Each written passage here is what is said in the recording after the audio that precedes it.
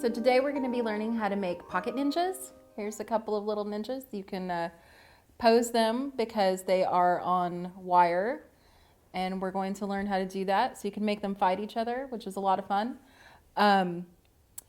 And what you need for this project is you need pipe cleaners, a little bit of core wool, some black wool to cover your ninja with, and of course your felting foam, a needle, and a beading needle with thread on it so you can put eyes in. And it's a really fun and easy little project to learn.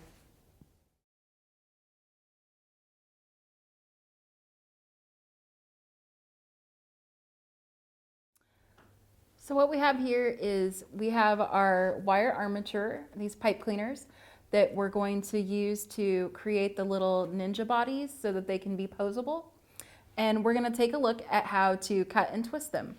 So what you want to do is you want to take your pipe cleaners, and these ones are actually like what I call real pipe cleaners. They're extra rigid. They have like stiff bristles on them, so they're a little bit rough around the edges. They're not like your craft chenille really bendy ones. So these are a little bit hard to find. Of course, you can always find them in the kits on my Etsy store. And to get started with these, you just take one of them, bend them in half. This determines like how big your ninja is going to be. So I always know that my ninjas are the right size because they're approximately half the size of a regular pipe cleaner. So you just bend it in half. These are easy enough to cut with scissors, though if you had like wire cutters, you could also use your little jewelry wire cutters or something like that. Just cut them in half. Take them like this, make a little X, and then give them a twist. So I usually give them in about 3 twists so that you don't have, and then I just kind of make sure that the arms and the legs are relatively the same length.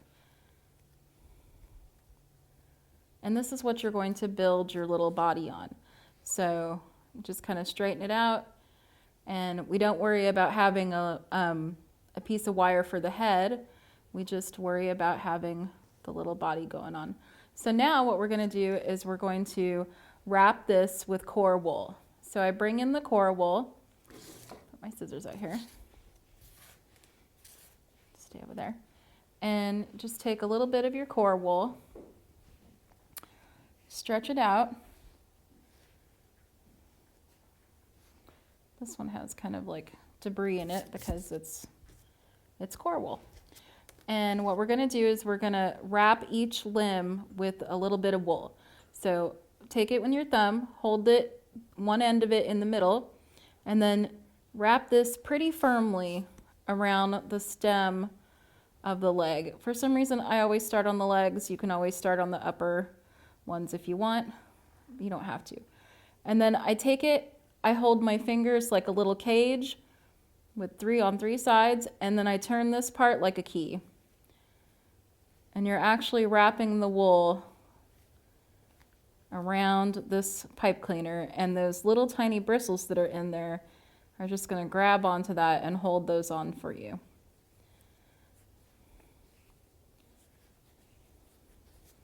Sometimes you get this little kind of tuft that's over there, and what you do for that is you take your felting needle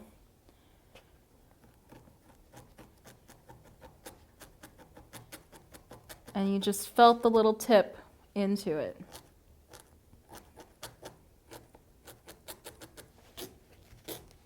So now we're going to cover the whole rest of this. And this should move along pretty swiftly.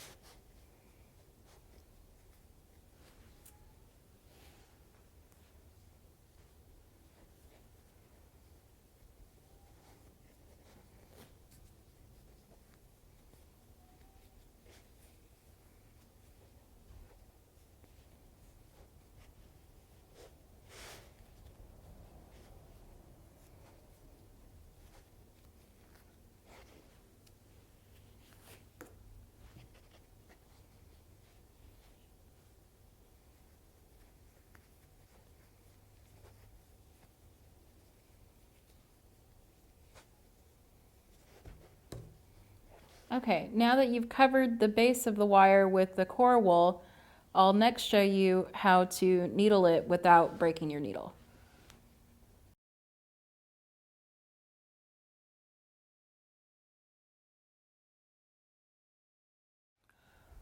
So now that we've taken our pipe cleaner armature and we've wrapped it with wool, I'm going to give you some tips and tricks on how to needle felt this so that you don't bust your needle on the wire, because that's the trickiest thing about when you're needle felting over the wire. This is pretty rigid, and if you hit your needle just the right way, it'll snap.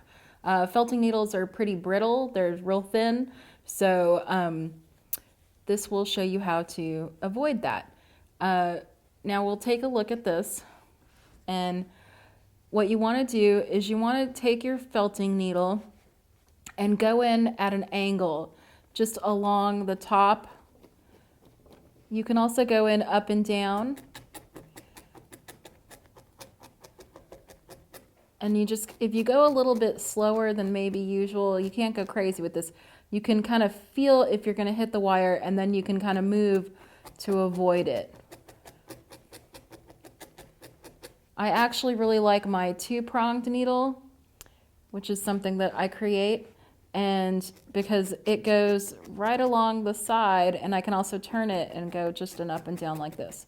But you're probably using a single-pronged needle, so I'm going to switch back to that. So, and then once you pull it up off your felt, you're going to see the little halo right here, and you can always kind of like smooth it out by running it in your hand so that you get a little bit of a smoother appearance. We'll really worry about the smooth appearance when we're doing the outer coating, the black on top of the white. But for now, you just want to kind of go in and make sure that that this hasn't been pulled off of the wire in any way. And if your little guy gets a little twisty, just kind of straighten him out again. So you don't have to worry so much about covering the core, because you've put, when you covered the limbs, the core, the torso got a little bit covered as well. So we still have, no wire is showing at this point. And this is a pretty good appropriate thickness. Sometimes these little bodies come out a little bit thicker or a little bit skinnier. It's just a matter of kind of how much wool you put on at the beginning. But you don't put nearly as much on as you think. So just be a little bit careful when you're needle felting. You just needle felt up and down. If you have a little part that's sticking out, go back and needle felt that little end right back into it. And you can always wrap more wool if you find that you have a little pokey part of the wire sticking out. Just take a little bit more wool, put it right on the end there, and then do your little twist, gather it on the tip of your needle like that, and then you can just poke it down, and sure enough, you'll cover it. This is also a really good way to hurt yourself when you're felting, because you see what I was doing? I was holding it up in the air, and I was poking it right towards my finger. I have stabbed myself more than once. So remember, keep your project on your foam, and that will not happen. So, okay, we're on our way.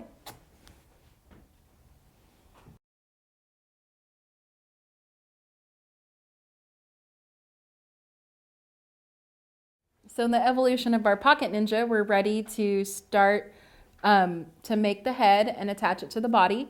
So what you're going to do is we're going to take a look at the roving. Take some of your white roving or your core wool. This is a piece of roving because it's in a little strip. And what you want to do is you pull it off the end. And that's probably about right. And you can either use this, you can just use your finger and wrap it around your finger like this.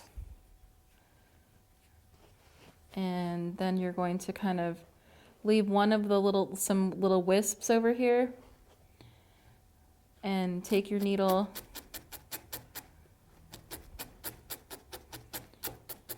and poke this little ball. I don't know why I like this needle better. So think of it as kind of like the end of a Q-tip, only bigger.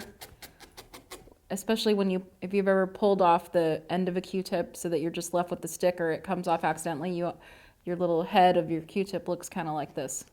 So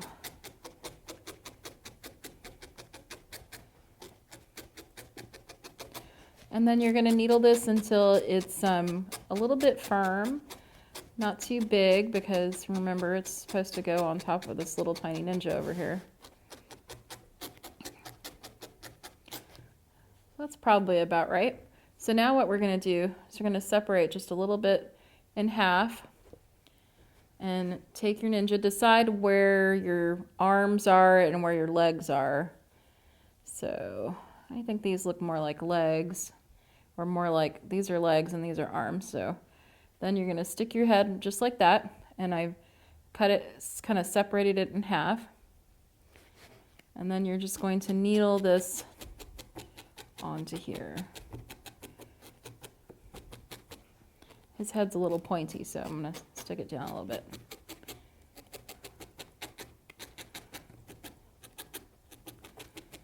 Don't mind me.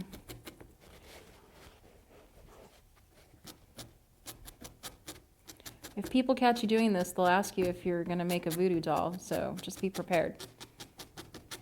I have all kinds of voodoo jokes. All right, so now we've got a nice little blank canvas for our ninja, little form. Now he looks like a little person. So we're ready to go to the next step.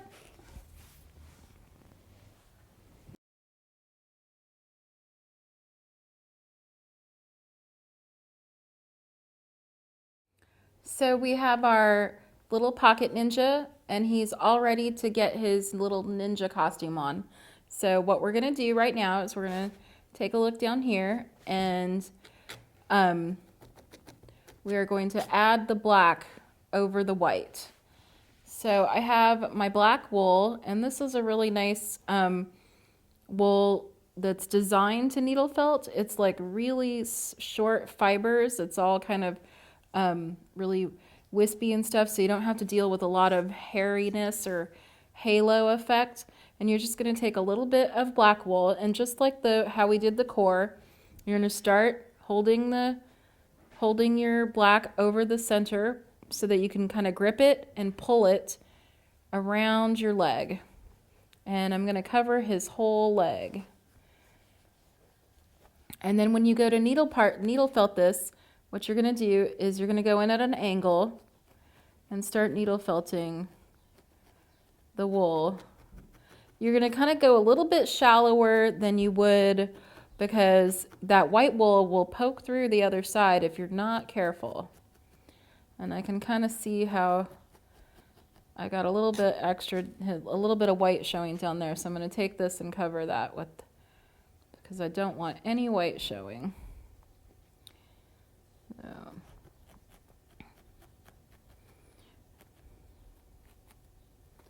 And this goes on really smoothly. Sometimes if you're using a wool with a longer staple, and by staple I mean like how long the hair is, like if you look at this white, see how long that is? And if I was to wrap that around, it might get like kind of really hairy and not be as much fun to work with.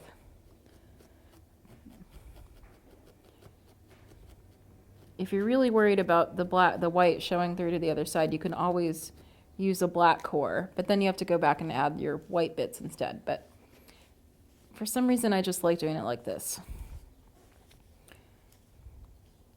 So now we're going to go and we're going to kind of swiftly move through this so that I can show you how to cover this whole thing.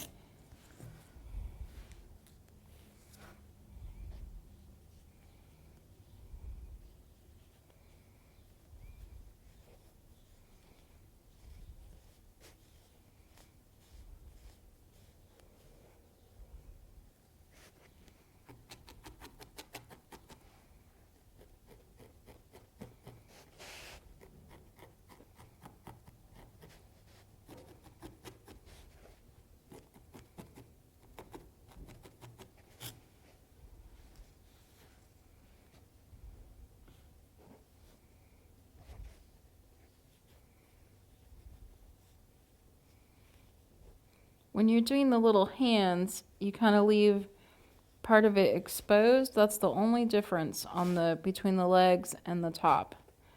So here, I'm actually going to needle felt right around the kind of underarm area and then right around the little hand area so that he can have a little bit of a hand.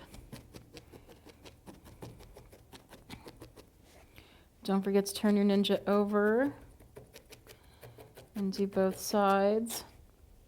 You can also do the key thing where you're turning it and holding it. That smooths it out really nice. I just have one more little arm to do. So this is about the amount of wool I'm using, just not very much at all.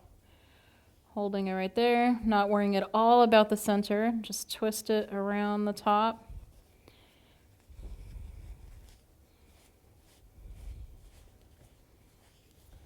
And then I'm going to go around his hand.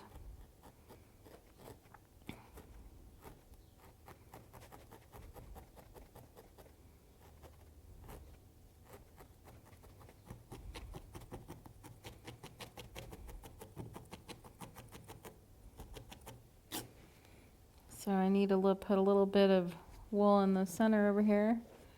Quite get covered.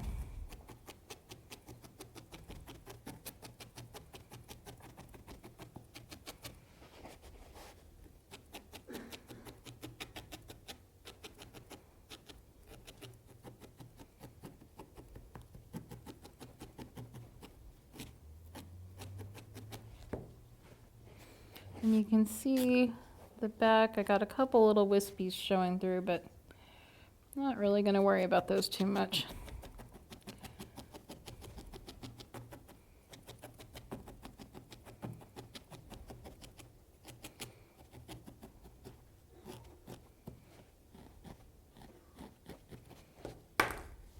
Whoops. So just give those little twists like that. And now we're ready to do the head. So the head is a little bit, what I like to do is I like to leave a little area exposed for the mask. So I just kind of take it, I wrap it around the back, and then I'm gonna just leave like this little front part. Kind of wrap half the head first, needle felt this down.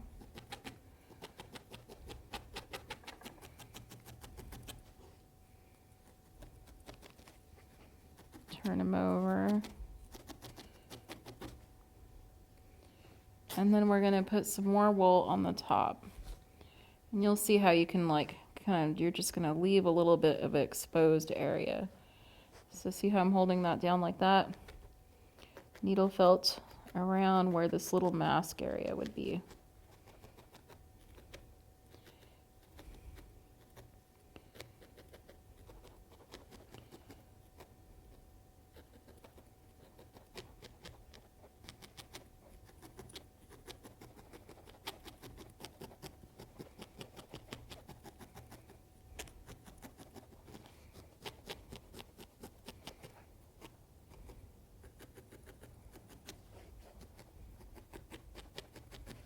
And then you just turn them around, make sure that you've got all of the core wool exposed. Or not exposed, but covered up rather.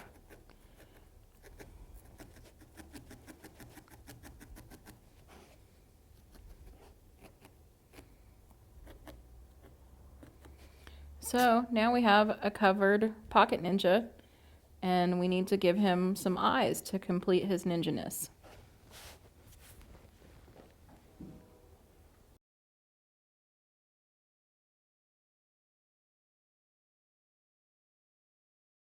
So we're almost done with our ninja. Here he is. He's all covered. All he needs is a little face. So we're going to take a look right here and going to give him some felted eyes to start off with, and then you can also use little seed beads for eyes. But first we're going to look at this. Just take a tiny bit of wool. Like, look how tiny that is. I mean, you can hardly see it. If you were to breathe heavy, it would just float right away. So what we're going to do is take your needle, and then just give it a little swirl and a poke where you want your eye at. Whoops. Don't worry if it disappears. You can kind of bring it back. You can also put a little bit more wool in there. Mine, I poked a little bit too much and it went right into there and disappeared. So just add a little bit more. And this would be the easiest way to add eyes.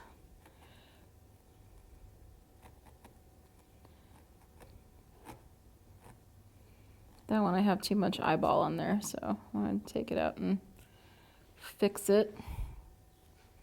Just grab a little bit more wool. And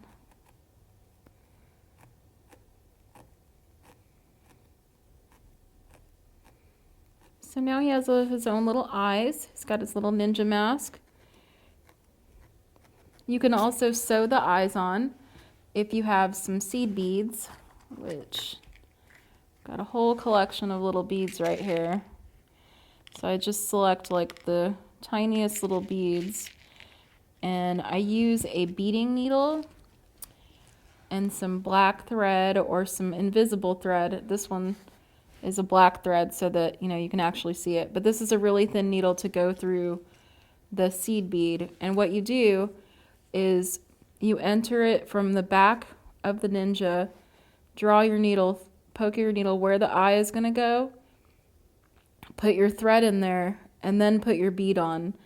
And I put a little tiny drop of crazy glue on the thread, not on the ninja, but on the thread, draw it through, and it glues it in place.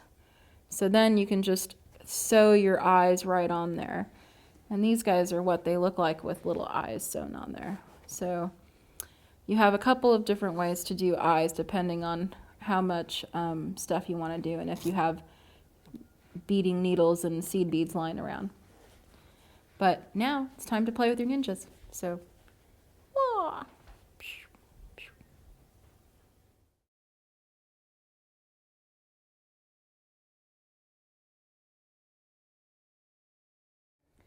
Thanks for watching my pocket ninja technique today.